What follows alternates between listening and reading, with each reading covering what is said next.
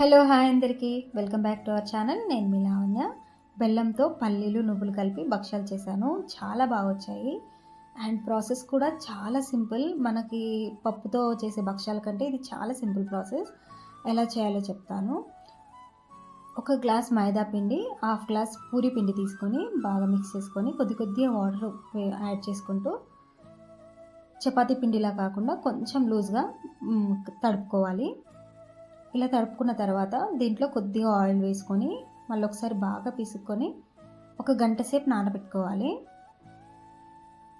పిండి ఎంత బాగా నానితే అంత బాగా వస్తాయి.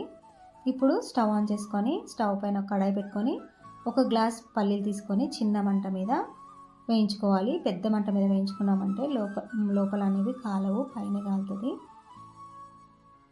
ఇలా కాల్చుకున్న తర్వాత వీటిని పక్కన తీసుకోవాలి. ఇప్పుడు అదే బాండీలో ఒక గ్లాస్ వరకు నువ్వులు తీసుకొని వాటిని కూడా చిన్న మంట మీద కాల్చుకోవాలి. మనం వెంటనే తీసేయకుండా చిన్న మంట మీద బాగా కాల్చుకుంటే ఇలా ఇలా ఒత్తుకుంటే పిండిలాగా అయిపోతాయి అన్నమాట నువ్వులు.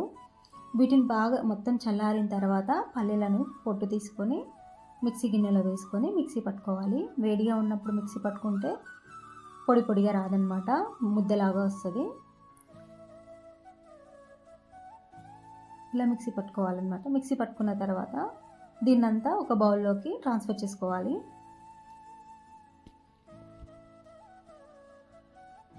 ఇప్పుడు సేమ్ పల్లీలను ఎలా మిక్సీ పట్టుకున్నామో అలాగే మిక్సీ పట్టుకోవాలి. పల్లీలని కొద్దిగా మెత్తగా మిక్సీ పట్టుకోవాలి. ఇది కొద్దిగా బరకబరకైనా పర్వాలేదు. ఈ పొడిని కూడా మనం ముందుగా ప్రిపేర్ చేసుకున్న పల్లీల పొడిలో వేసుకొని పక్కన పెట్టుకోవాలి. ఇప్పుడు అదే మిక్సీ గిన్నెలో మనం 2 గ్లాసుల వరకు తీసుకున్నాం కదా పల్లీలు నువ్వులు కలిపి. ఇప్పుడు 1 గ్లాస్ వరకు బెల్లం తీసుకుంటే సరిపోతుంది. బెల్లంని సన్నగా తరిగి మిక్సీ గిన్నెలో వేసుకొని మిక్సీ పట్టుకోవాలి. మిక్సీ పట్టుకున్న తర్వాత పొడి పొడిగా వచ్చిందనుకోండి పర్వాలేదు, డైరెక్ట్గా కలుపుకోవచ్చు. ఇట్లా ముద్దలాగా వస్తే మాత్రం కొద్దిగా పల్లీల పొడి నువ్వుల పొడి ఉంది కదా, అది కూడా యాడ్ చేసుకొని ఒక 2 సార్లు అలా తిప్పితే సరిపోతుంది, పొడి పొడిగా అయిపోతుంది. ఇప్పుడు ఈ మూడింటిని బాగా మిక్స్ చేసుకోవాలి. ఇందులోనే కొద్దిగా ఇలాచి పొడి కూడా వేసుకొని కలుపుకున్న తర్వాత కొద్దిగా వాటర్ వేసుకుంటూ ముద్దలాగా వచ్చే వరకు తడుపుకోవాలన్నమాట. మనం పొడి పొడిగా చేయలేం కాబట్టి భక్షాలకి కొద్దిగా నీళ్లు చిలకరించుకుంటూ తడుపుకోవాలి. ఒకేసారి నీళ్లు వేసుకోకూడదు. దీనికి పాకం ఏమో అవసరం లేదన్నమాట. పాకం పట్టినాం అనుకోండి లూజ్ అయిపోతుంది. ఇట్లా కొద్దిగా నీళ్లు చిలకరించుకుంటే మనకి తెలుస్తుంది అన్నమాట. మనకు పిండి ఎంత లూజ్గా ఉందో ఇది పూర్ణం కూడా అంతే లూజ్గా ఉంటే భక్షాలు అనేవి పర్ఫెక్ట్గా వస్తాయి. ఇలా అన్నీ ఉండలుగా చుట్టుకోవాలి. ఎందుకంటే మనం కొద్దిగా చుట్టుకుంటే చేతికి అనేది బాగా అంటుకుంటుంది అన్నమాట పూర్ణం అనేది. అందుకే ఒకేసారి చేసి పెట్టుకున్నాం అనుకోండి చేతికి అంటకుండా ఉంటుంది. ఇప్పుడు ఒక ఆకు కానీ లేకపోతే కవర్ పేపర్ ఏదన్నా ఉంటే దానిపైన కొద్దిగా ఆయిల్ స్ప్రెడ్ చేసుకొని మనం ముందుగా తడిపి పెట్టుకున్న పిండిని కూడా తీసుకొని పూర్ణాన్ని దాంట్లో స్టఫ్ చేసుకోవాలి. స్టఫ్ చేసుకున్న తర్వాత భక్షాల్లాగా ఒత్తుకోవాలి. మీకు సైజు ఎంత ఇష్టం ఉంటే అంత ఒత్తుకోవచ్చు, పర్వాలేదు.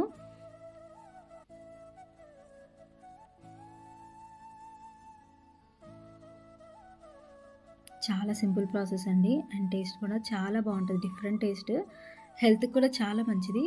పిల్లలు కూడా మంచిగా తింటారు. ఈసారి ట్రై చేయండి మీరు. ఇలా ఒత్తుకున్న తర్వాత స్టవ్ పైన పెంచి పెట్టుకొని అది వేడైన తర్వాత దానిపైన కాల్చుకోవాలి. చిన్న మంట మీదనే కాల్చుకోవాలి, ఎందుకంటే తొందరగా మాడిపోతుంది. కొద్దిగా ఆయిల్ చిలకరించుకుంటూ 2 వైపులా కాల్చుకోవాలి. అంతే అండి, చాలా సింపుల్ ప్రాసెస్ అండ్ టేస్ట్ కూడా బాగుంది. భక్షాలు కూడా పైన క్రిస్పీగా లోపల మెత్తగా చాలా బాగా వచ్చాయి. మీరు కూడా ట్రై చేయండి. థ్యాంక్ యూ ఫర్ వాచింగ్ అండి. Please subscribe my channel. Thank you.